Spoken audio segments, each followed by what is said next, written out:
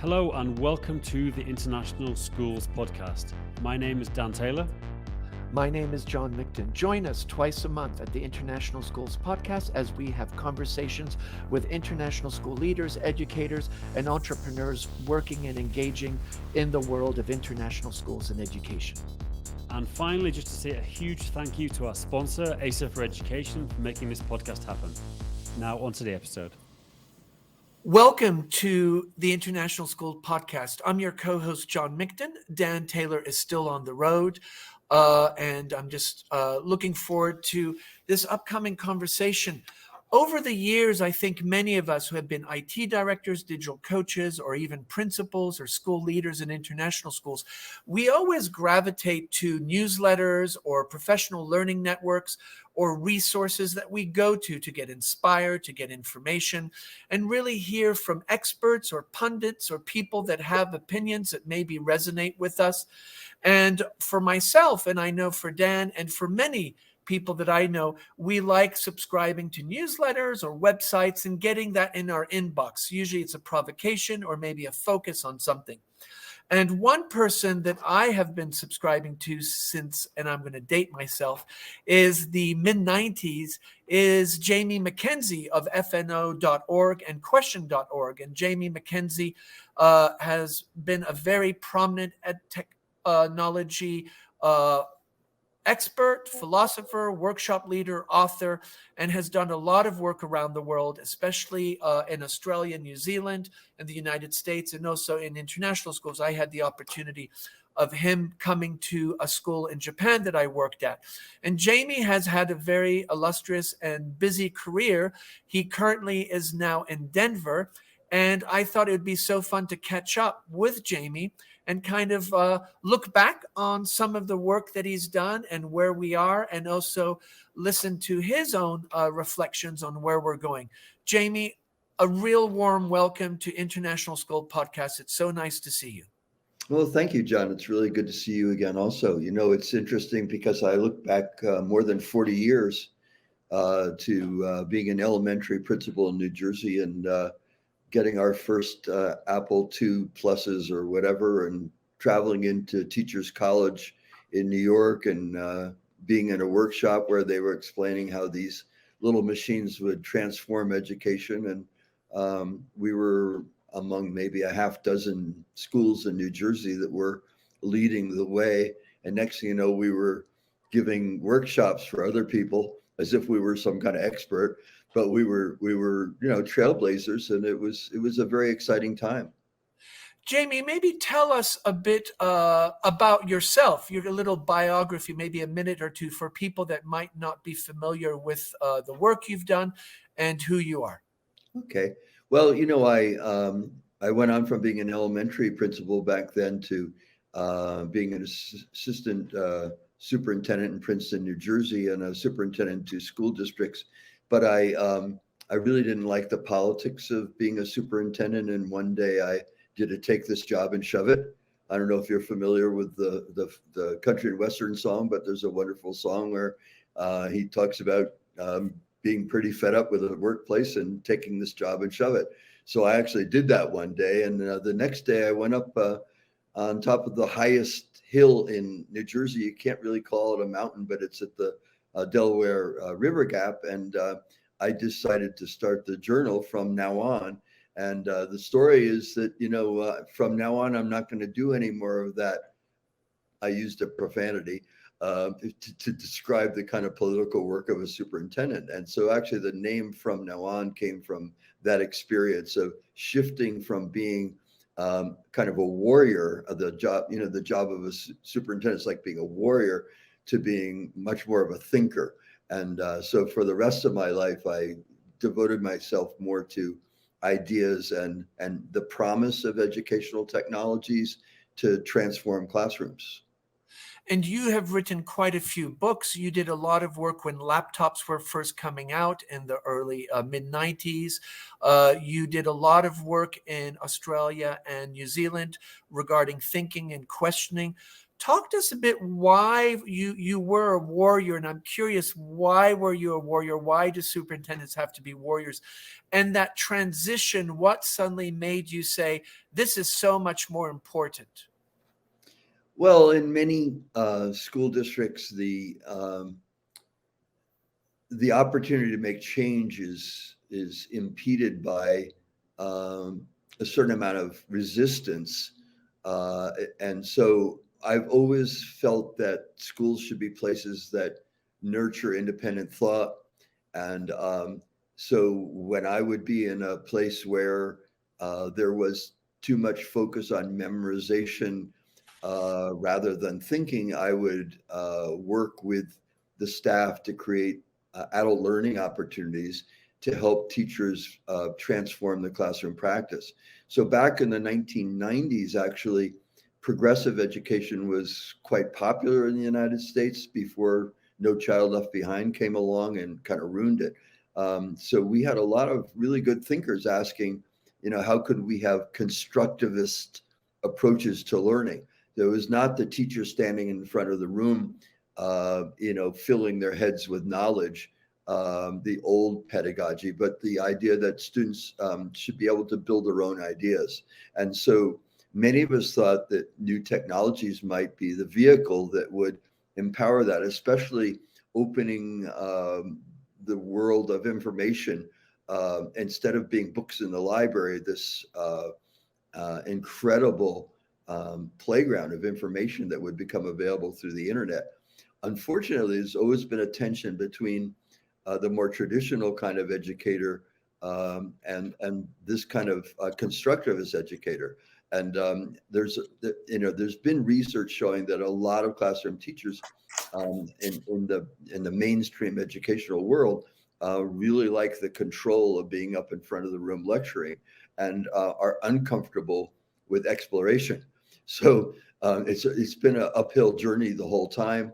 And sadly, I still see very little evidence that after 40 years, the dream we had came true. I mean, there are some wonderful schools, there's some wonderful teachers, but the overall data in the United States from our National Assessment of Educational Progress shows virtually no improvement over the last 40 years in the thinking capacity of American students when measured on those tests of higher level thinking for the writing test or the reading test or whatever. The numbers are still dismal. And one thing that's interesting is you start getting an audience outside of the United States. Why did that happen? You've done a lot of work in Australia and New Zealand. You've actually traveled to many international schools. We had the opportunity of actually presenting together at a couple conferences, and also I had the chance of you doing workshops in 2 different schools that I was in. What suddenly had you go out of the United States? How did people hear of you, and what did you notice different once you were out in international schools? Well, back in probably around 98 or so, I did have some readers over in Australia, and they invited me to speak at an International Librarians Conference in Vancouver, British Columbia, which was only an hour away from where I was living in the state of Washington. And librarians have always been about a third of my audience. And I've gone to a lot of conferences with librarians. I'm a big library fan. I've been a director of libraries. I believe that good librarians are really important partners in this effort to teach kids how to think for themselves. So at that conference in Vancouver, I met a bunch of Australians who said, would you be willing to come over to Australia and help us think about these challenges? And of course, I said, yes, I would love to.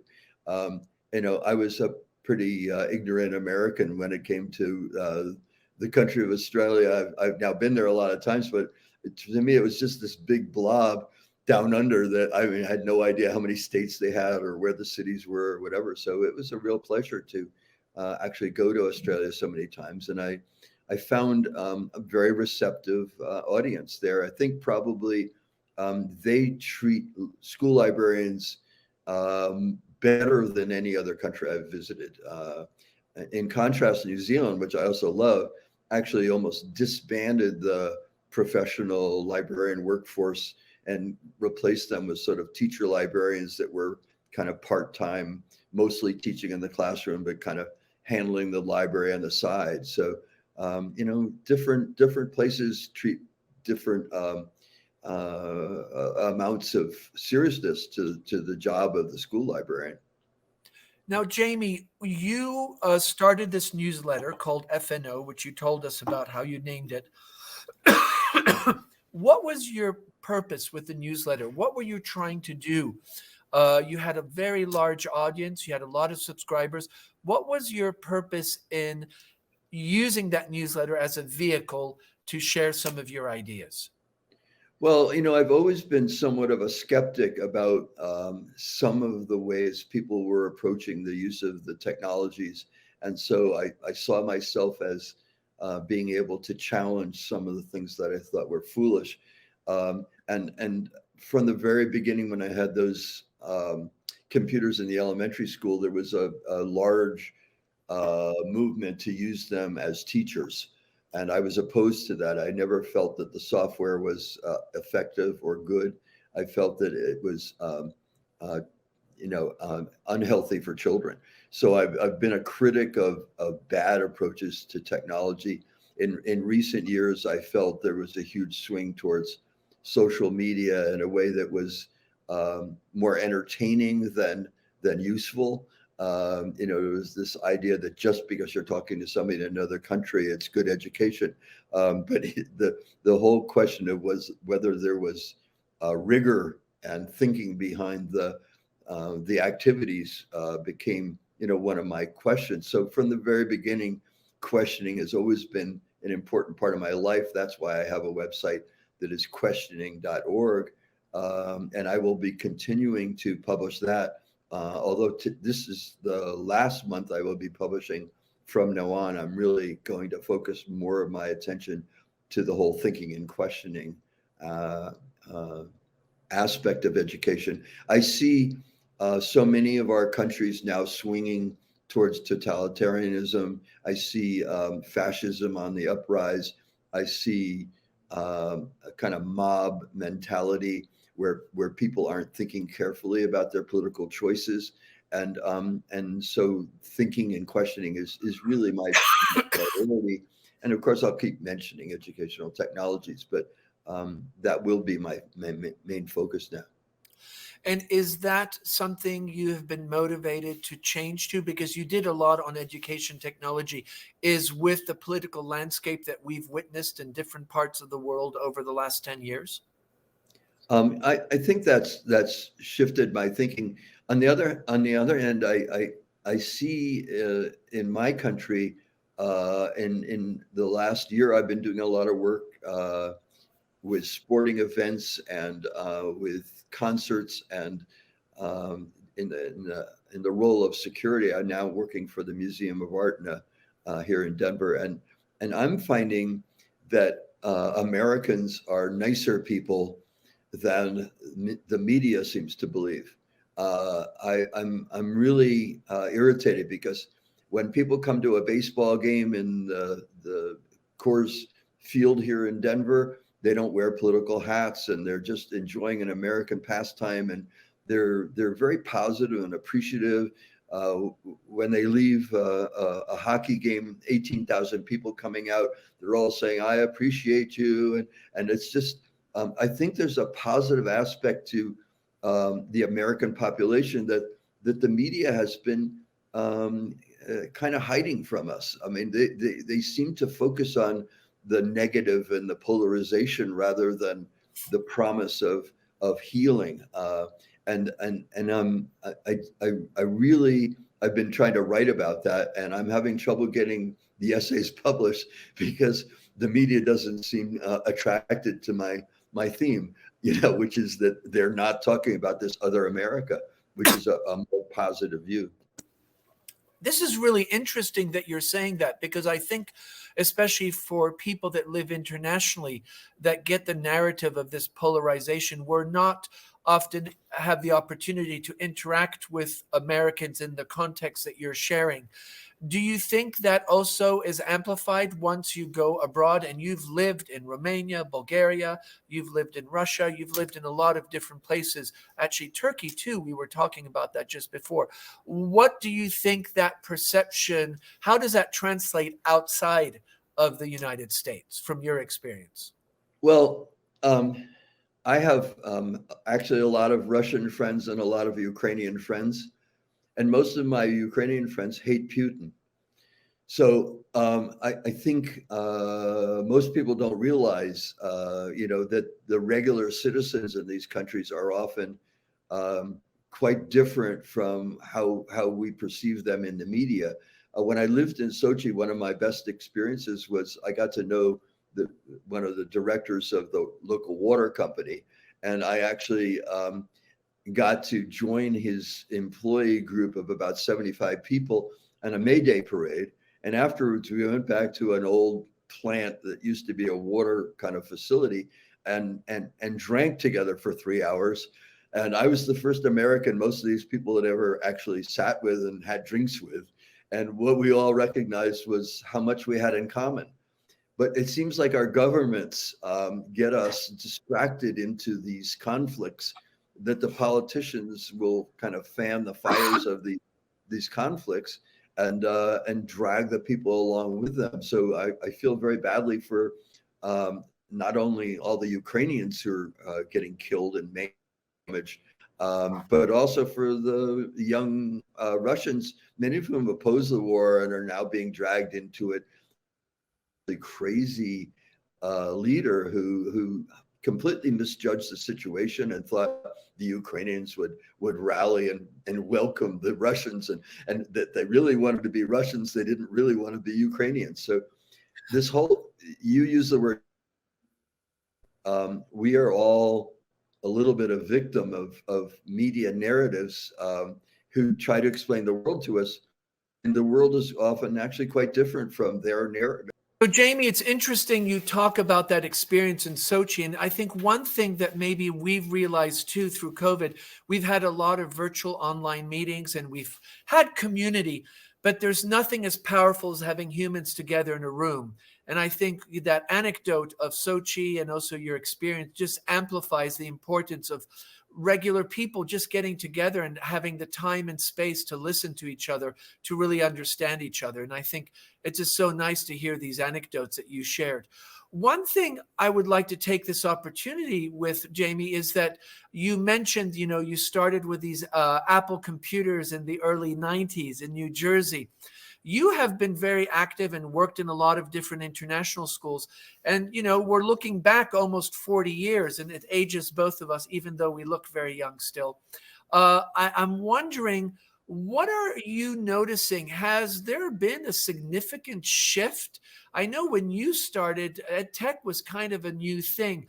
And if you look at where we've come to, and you mentioned social media, more consumption than critical thinking and some of those aspects, what are some strong points that you're noticing where we've really taken these opportunities, and what might be some challenges you're still seeing?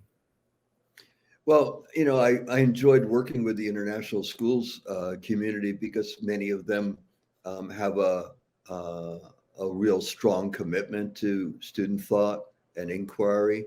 Part of it is the whole International Baccalaureate program, for instance, is a backbone.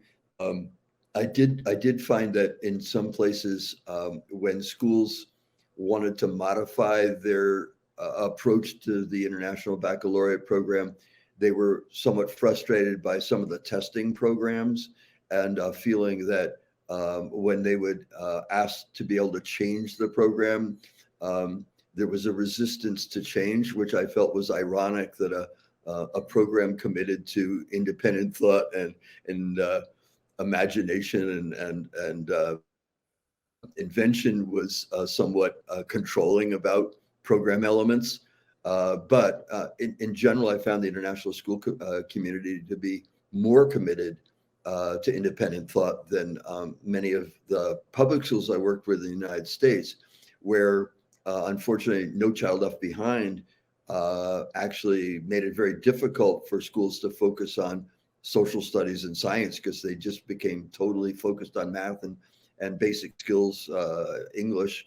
And so I found that my speaking business receded in the United States primarily to upper middle class public schools or private schools where basically their test scores were high enough that they didn't have to narrow the curriculum, but they could actually afford to teach kids to be thinkers.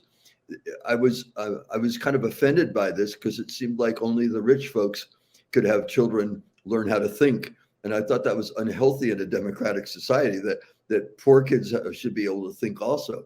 And part of the trouble we're in as a country right now is that we have a lot of people swallowing propaganda, not challenging propaganda, not challenging the narrative of the media, not thinking for themselves, and reading something and believing it without asking, well, do you have any evidence for this? I mean, like the whole business of the last presidential election being wrong is totally false. There's no evidence that anything went wrong at all. But people will swallow these kinds of lies and propaganda without challenging them. So basically, citizenship education has failed. And unfortunately, educational technologies have probably contributed to some of this because people are awash with too much information. And do you think then that over kind of decimation is the wrong word, kind of over propensity of devices in the home, the smartphone, the laptop, because you were really pushing, I mean, you were talking about the laptop, but you were talking about it being purposeful and authentic. Do you think we have made a commitment from your experience working in international schools and schools? Have these digital tools really brought an advantage? Have they enhanced learning? Well, the answer to your question is it depends upon whether or not the school invested in professional development.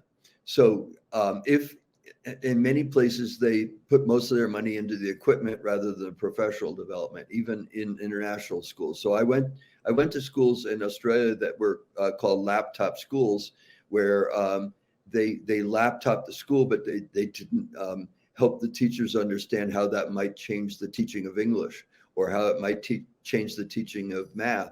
So I visit some of those schools and find out that the kids weren't even bringing the laptops to school because the teachers weren't asking them to use it. And, there would be some really wonderful classical English teachers teaching Macbeth who said, well, how is this laptop supposed to change how I teach Macbeth? I have the highest scores in my state as an English teacher in how we're measuring performance of students. And my kids are good thinkers. They know Macbeth backward and forward, and the laptop has nothing to do with it. So there was I called it toolishness is foolishness, that believing that a laptop makes you a better writer is a falsehood. What makes you a better writer is a good teacher who understands how to use mind mapping and other techniques to change the way kids compose ideas. That most writing actually occurs in your head before you even sit down at the laptop. The laptop is a vehicle to transform the ideas that formed in your head into a document. So I believe that the laptop could empower much more powerful writing, but so far there's almost no evidence in the United States in the writing test, the NAEP, National Assessment of Educational Progress, that we've made any progress there. So, and my oversimplistic explanation is because they bought the equipment, but didn't then teach the teachers how to teach writing in a powerful way. We have models for teaching writing powerfully. It's the whole Berkeley model of teaching writing as process has been around for 40 years. But so they buy the laptops, but not pay for the change in teacher performance and strategies. The thing that you talk about is this idea that people went and got educational technology tools, and they thought that the tools themselves would transform the learning. And why did people think that if already we knew that maybe professional development was the way to go? Well, I'm just kind of laughing because I'm not quite hard. I have a hard time explaining stupidity. It's just it just baffled me how these places could do this, and it was I went to so many places where they would just drop these laptops in the classrooms and expect miracles to occur, and I'd be the visiting person saying, "Where's the plan? Where's the plan to help these teachers know what to do?" But it was almost like a decoration scheme. Like if we just have enough laptops in all these classrooms, all these wonderful things are going to happen. And I said, no, without the professional development. Part of it was a financial issue. It cost a lot of money to buy all that equipment and to network and bring in the internet and all that. And you ended up with a lot of school districts and public school districts in particular would have a whole IT department of people that had never taught in a classroom, and they were in control of the technology adventure, and they didn't understand learning. So what they understood was security and passwords and memory and storage and all this kind of stuff. And for instance, they would set up menus that didn't match learning goals because they didn't understand what was happening in classrooms. So there was this complete misfit between the staffing of the venture and the leadership of the venture, a mismatch with the educational program. I was fortunate because when I went to be director of technology and libraries in Bellingham, Washington, they had an educational plan for the technology, which focused on thinking and independent thought even before I got there. And as a director of technology, there was a separate department that was doing the systems part, the IT part. And fortunately, we were good friends and understood each other. And there was harmony between the two functions. But I was in other school districts as a consultant where the IT people simply ran the show and didn't understand the show. Interesting. Yeah. And that's, I think even today, we hear a lot of anecdotes of that disconnect between different cohorts that are trying to implement a strategic change, and be it education technology. And there's kind of a breakdown because neither side really understands each other. Often educators struggle to understand an IT department and vice versa. And I think that's really still sometimes the case. But one thing is that today, we're surrounded 24/7 with technology, and you and your FNO.org have kind of talked a bit about that, especially social media. What do you think, if schools had to pick a couple key thinking routines or thinking regarding this nonstop 24/7 connectivity, what would you hope they would be focusing on? Well,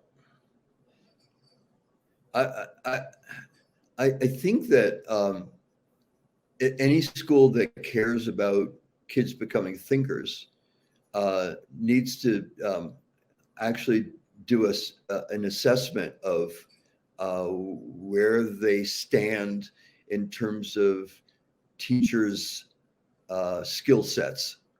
So, basically, we could describe a journey that's probably a 5-year journey from the teacher who stands at the front of the room to the teacher who orchestrates student learning and where the student becomes the main actor and the teacher's an orchestra leader, but the students are really doing the thinking and the working. So that's a 5-year journey for many teachers, whether they be 40 years old or 22 years old. We would ask, how do we give them 30, 40, 50 hours a year of adult learning activities that turns them into successful leaders of such classrooms? There was a lot of good work being done on that in the 1990s by some of my favorite writers. And it all stopped when we got into this No Child Left Behind movement, which went on for almost 20 years. It killed progressive education. We had research showing what kinds of adult learning activities led to the change in classroom behavior. And I think we should go back and take a look at that again and ask, okay, for our one school or for our school district, how do we set up this 5-year journey? If we care about those outcomes. And so that would be not only what is your skill set, but when you turn off the machines and have a group discussion without the laptops being open. There's times when everybody should put the laptops away for a good discussion. Laptops can actually interfere in the quality of human interaction if they're open and people are doing all kinds of stuff on their laptop instead of actually focusing in on the discussion. I had times as a keynote speaker where I'd have 1,000 people in the room on round tables with laptops, and I found that the level of connection with me as a speaker was radically reduced by the presence of those laptops. I previously, without the laptops being in the room, I could get up to like a 95 or 97% concentration reaction from an audience. And I found as laptops became more and more serious, the job of a speaker became much more challenging. And so I would sometimes say to people, could we maybe have this hour a time where the laptops aren't open, and please don't have round tables where people's backs are turned to me. It's just some of this is just fundamental human learning strategies. And that distraction, yes. And I know that, for many principals and leaders and even teachers that have team groups and things like that, there's often now, no device policy. When you're meeting, you turn off your devices or turn your phones off. Mm-hmm. I think you can see it when you go to restaurants or any social event. Sometimes you see I was at a concert recently. I spent more time looking through somebody's phone than actually being able see the stage. And I think that is an addiction, or it's a mindset and behavior that's very hard to break. And I think your anecdote of being a keynote speaker and really doing that, this distraction is something that you read a lot about. What are your thoughts? I mean, do you find yourself getting distracted, or you kind of have worked out ways to balance? What would you say to a teacher that is grappling with this distraction that you were in the context of the keynote, but maybe they're in the classroom? And it's not that all the kids have the phone, but also this capacity to focus for a deep, significant time on one idea and really unpack it and unpeel it. I think often we hear more and more about that. Well, I think that there's this approach is more, and unfortunately, in many places, in many schools, there's an attempt to cover too much material, which makes it hard for teachers to do things in depth.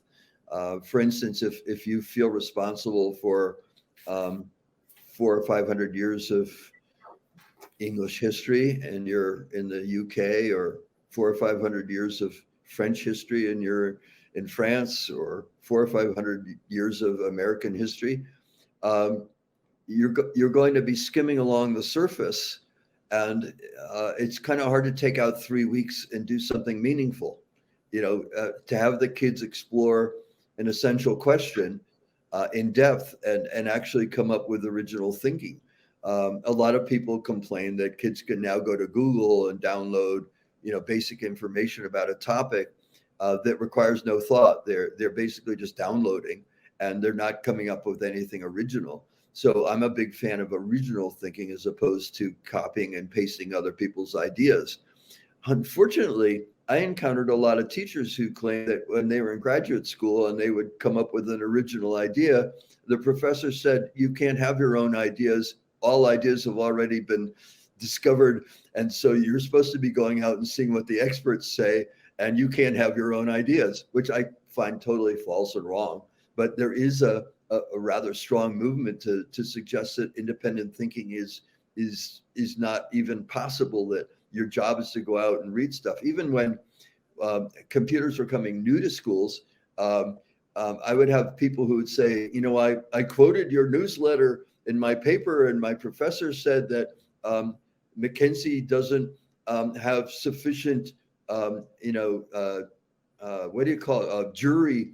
You have to have juried papers because only juried papers are valid and truthful. Well, the trouble is when you're a pioneer and nobody's ever done any of this stuff before, there's actually no literature yet. So if you have to make all your decision making based on what college professors have published, and they haven't done any discovery yet, and haven't even worked in schools recently, why do they become the judges of what's possible? So I just found that ironic that we're exploring a brand new thing, and people were saying, yeah, but where are the juried research papers? Jamie, one thing that you have done over the years is, and you said it yourself, you used the word pioneer, and that you're a pioneer, and maybe some people would even call you a maverick, or somebody that really was pushing the envelope in areas that maybe people weren't willing to engage.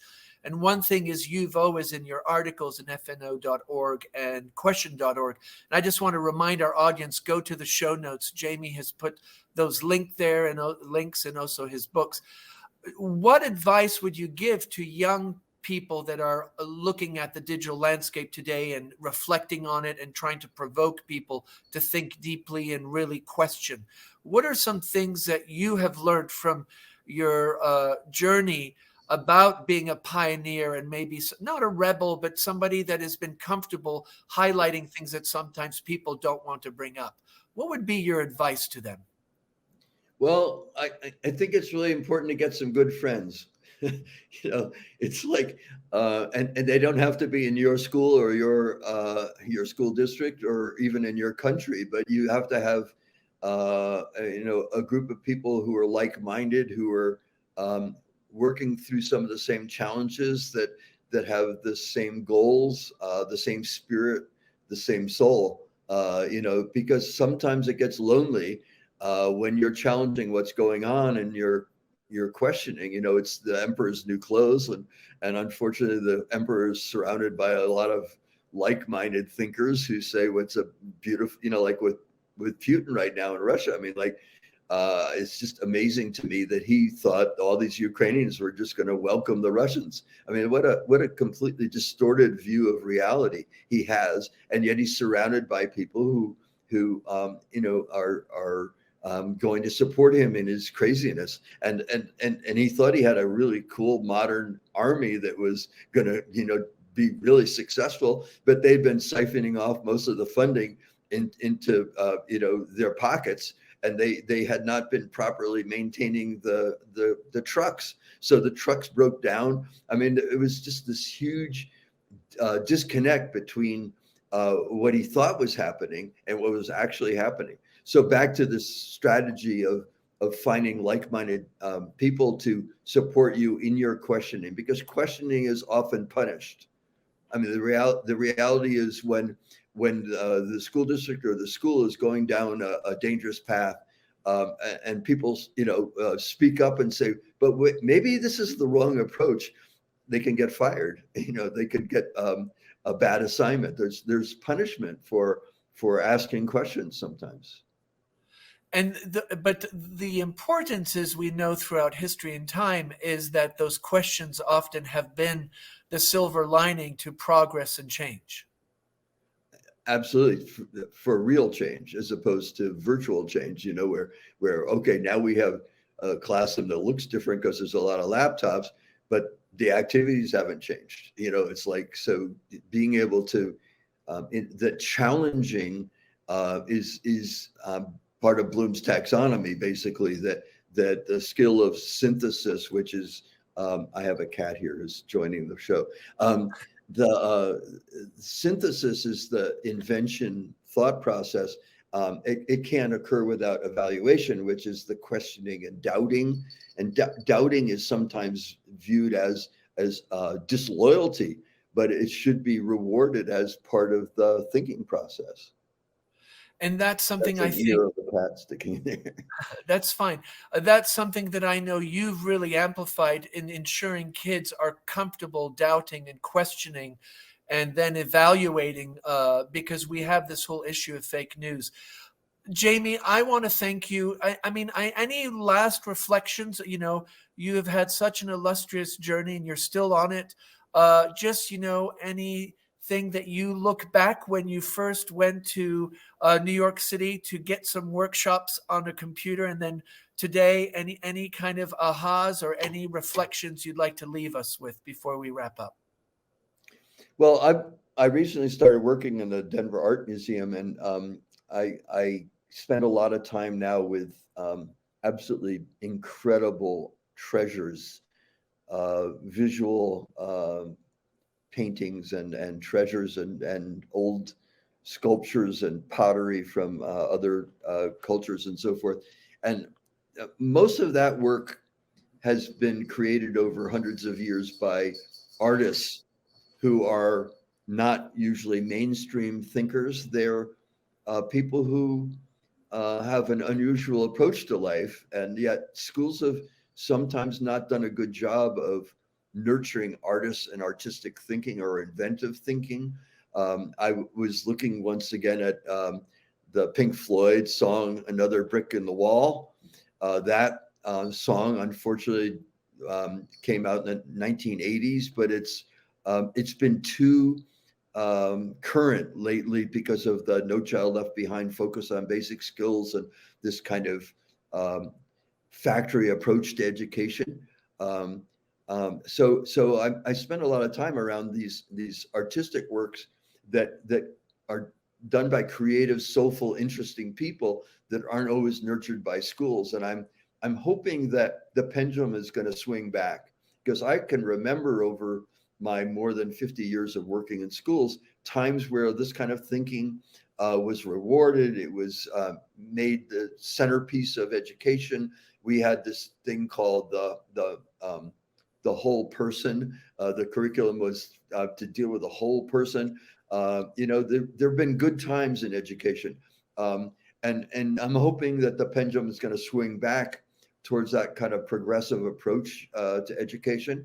And people have to look for like-minded teachers and educators to join them in making that pendulum swing, because I think they've been kind of downtrodden for the last 20 years, and it's time to get back together with other like-minded people and remind people that children are treasures, and we need to treat them as independent thinkers with this kind of artistic possibility. Jamie, thank you so much. I just want to remind our audience, FNO.org is the website, question.org is the newsletter and website, and you can find Jamie online. Jamie McKenzie, thank you so much for joining International Schools Podcast. Look forward to keeping in touch and really appreciate you sharing your wisdom and your journey today. Thanks, John. It was a real pleasure. Take care now. Thank you.